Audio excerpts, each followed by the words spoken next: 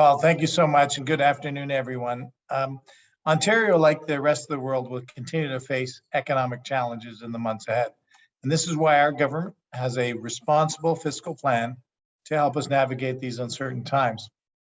You know, just over a week ago, I released the government's 2022 Ontario Fall Economic Statement, which includes the progress we have made on our plan to build. Now, to build Ontario's economy, we're making progress in attracting investments and good jobs.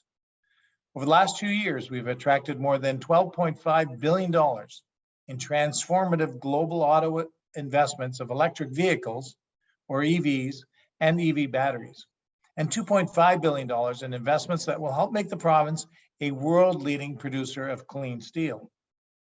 We released Ontario's first ever critical mineral strategy to support better supply chain connections in Northern and Southern Ontario.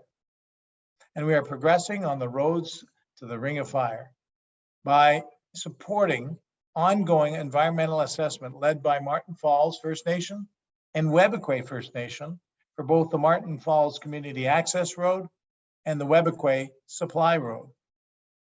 To build Ontario's workforce, we are training and educating students and workers to succeed today and tomorrow.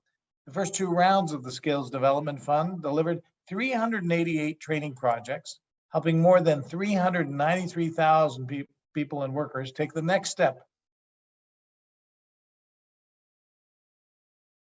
700 healthcare workers, including nurses and personal support workers, to our healthcare system.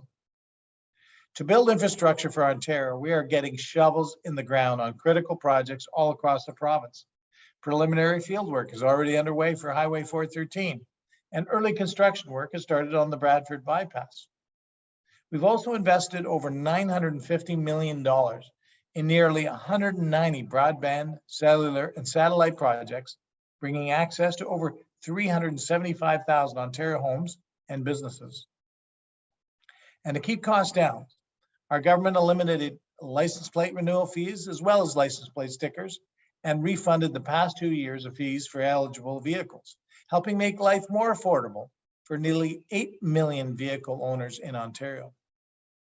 And we have saved and continue to save money for Ontario households by temporarily cutting the gas tax and fuel tax starting on July 21st, 2022.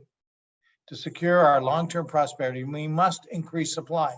That means building hospitals and housing, highways and roads, and manufacturing capacity. And that's exactly what our government is doing each and every day. We're getting it done. We're also advancing our plan with new targeted measures to rebuild the economy, address the labor shortages in the province, and keep costs down for families and businesses. Nous présentons aussi notre plan pour mettre en œuvre de nouvelles mesures ciblées dans le but de reconstruire l'économie, combler les actuelles pénuries de main-d'œuvre dans la province et garder les coûts bas pour les familles et les entreprises. That's why we're proposing to increase the number of small businesses that could benefit from the small business tax rate. This change will lower costs for small businesses, providing $185 million in income tax relief over the next 3 years. And to help address the labor shortage, we're investing an additional $40 million for the latest round of the Skills Development Fund. We're also proposing to increase the amount a person on the Ontario Disability Support Program, also known as ODSP, can earn from $200 to $1,000 per month without impacting their income support. This measure would encourage people with a disability who want to increase their work hours to do so and promote more participation in the workforce while not penalizing them for doing so. The skilled trades present an opportunity for a successful career for thousands upon thousands of people, especially high school students. This is why our government is expanding the dual credit program so they can begin work earlier.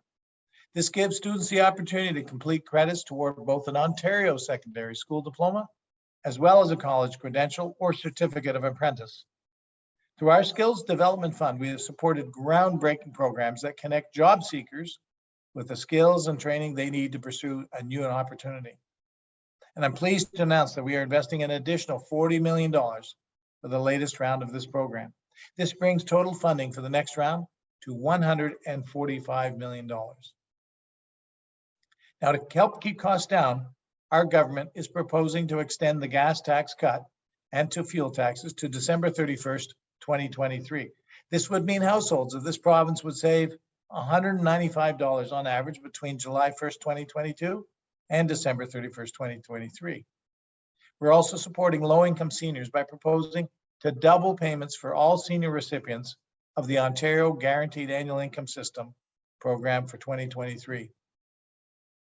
So with the economic challenges Ontario and the rest of the world are facing, our government has a responsible and prudent plan that will help us navigate this uncertain and build a stronger Ontario.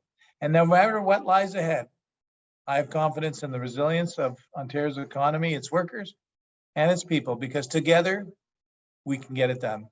And now I'd be more than pleased to take some questions. I'm just wondering, I mean, there is so much of huge spending that you're talking about, but just wondering how will it affect the inflationary pressures, and also how will it affect our structural deficit? It's about over 12 billion now. Yeah, so thank you, Bella, for that question. You know, we had, when I did the budget this year, we projected a $19.9 billion deficit. So now we're projecting a 12.9. So that's some $7 billion better than we had thought just a little while ago. Now we are seeing slower economic growth, and we're seeing still persistent inflation. So it is having an impact on our fiscal situation. But I can tell you, borrowing $7 billion less means that we can invest more in all the things that I've talked about today, the infrastructure, but also the programs and services necessary to support Ontarians.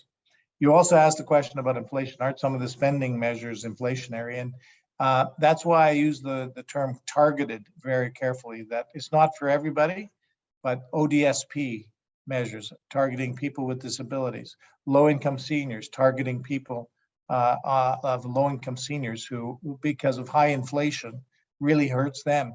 It's measures such as increasing the minimum wage for low-income workers from $15 to $15.50. All of these measures, while they do, we've been able to do it within our spending budget, are not significant enough to impact inflation. If we did it spent too much money and did it too broadly, then it could have an impact on inflation. So I think the targeted approach is the smart and prudent approach to take. Thank you, Minister. Thanks. Thank you. All right.